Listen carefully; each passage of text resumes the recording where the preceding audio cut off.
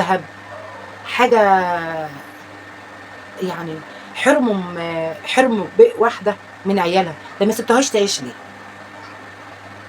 عشان ما لهاش حد؟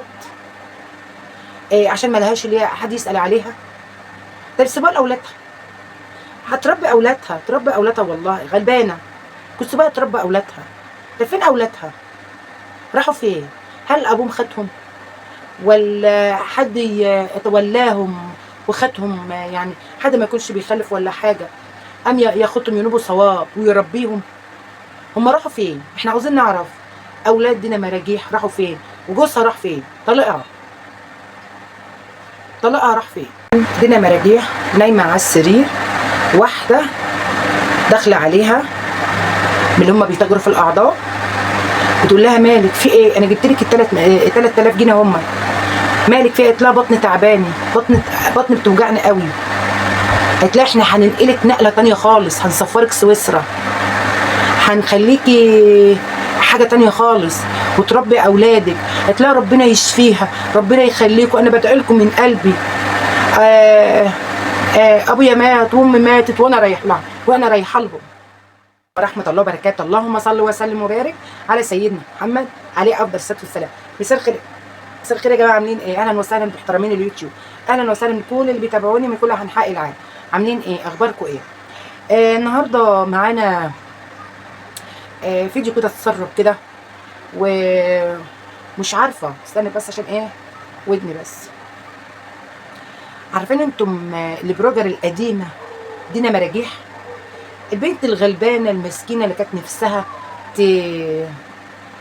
تربي أولادها، اللي كانت شقيانة، اللي كانت متجوزة شاب وبعدين راح رماها بالعيال.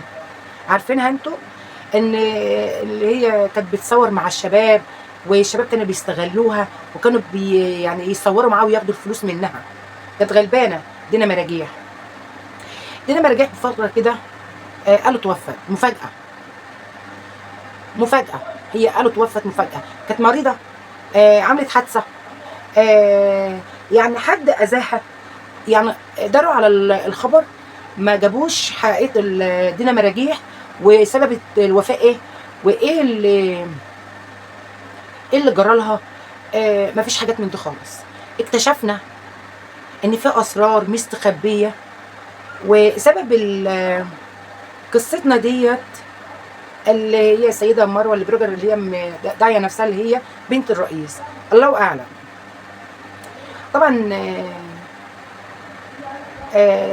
جابت حاجات كتير احنا ما نعرفهاش، وجابت اسرار كبيره قوي قوي كانت مستخبيه، وجابت حقائق كتير قوي قوي اتكشفتها، كل حاجه اتكشفت.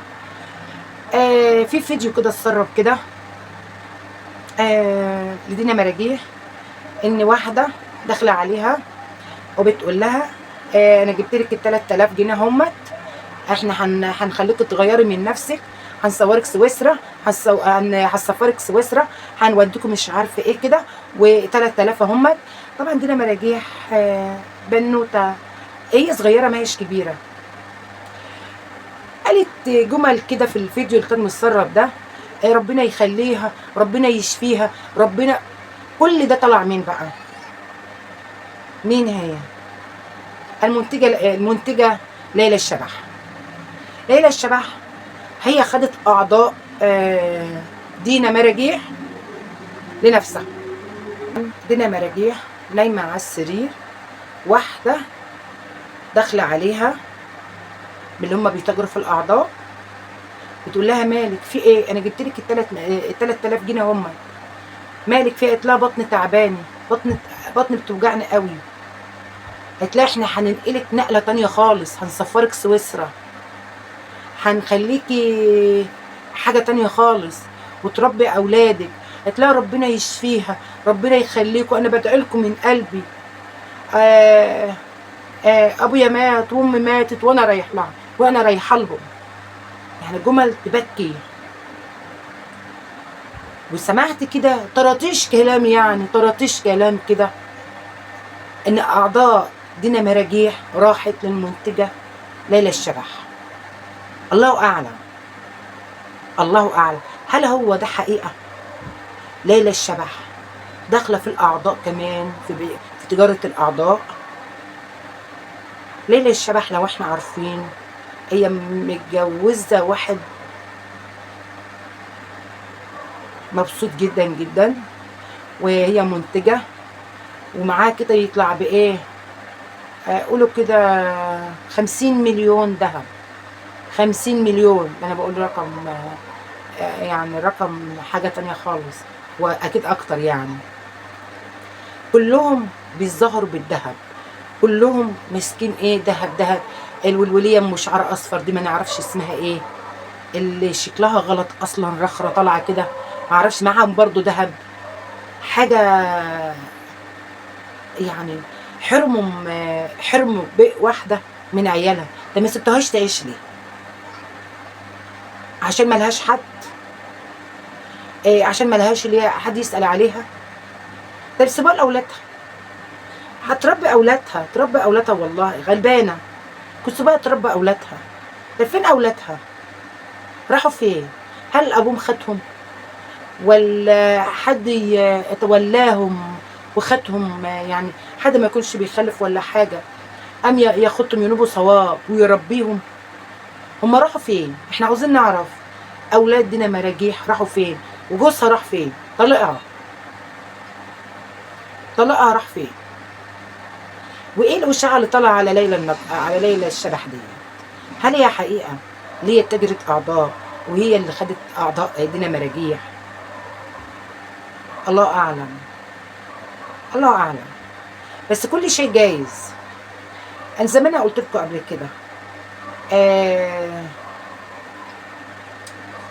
في حاجه غلط في الترند. هم عاملين ترند بس اتقلب عليهم بسواد. ما يعرفوش ان الترند ده هيودهم ترندات تانية خالص. ترند بس هيودهم ناحيه تانية خالص. في حاجه كمان،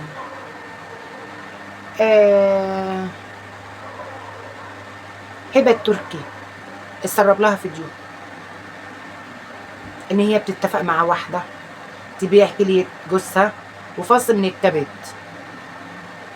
واحد البرامج، كانت في احد البرامج بتقول لها انا وجوزي انا وابراهيم شيكا كنا متجوزين، ما حالتناش حاجه خالص. طبعا المذيعه قالت لها، الصحفيه قالت لها ده لاعب كره مشهور، يعني يدخل له حاجات قالت لها يدخل له ايه، 50 40 الف بيطيروا. صح يا ست، بيطيروا عندك لكن يفرقوا عندنا احنا. بيطيروا عندك انت في يوم وليله، بس هيفرق احنا، يعني احنا كام شهر، يعني سنه بالنسبه لنا احنا. وفاء عامر اللي بتقول لها ماما وفاء وهبه التركي متفقين على قتل ابراهيم شيكا لاعب الزمالك، هما الاثنين، عشان تعيش في المستوى اللي هي عاوزاه. ضحت بجوزها. وانا كنت منزله فيديو قبل كده، قلت ازاي واحده تضحي بجوزها، ازاي واحده تحرم اولاد من ابوهم، ازاي واحده تهون عليها تضيع جوزها وابو اولادها.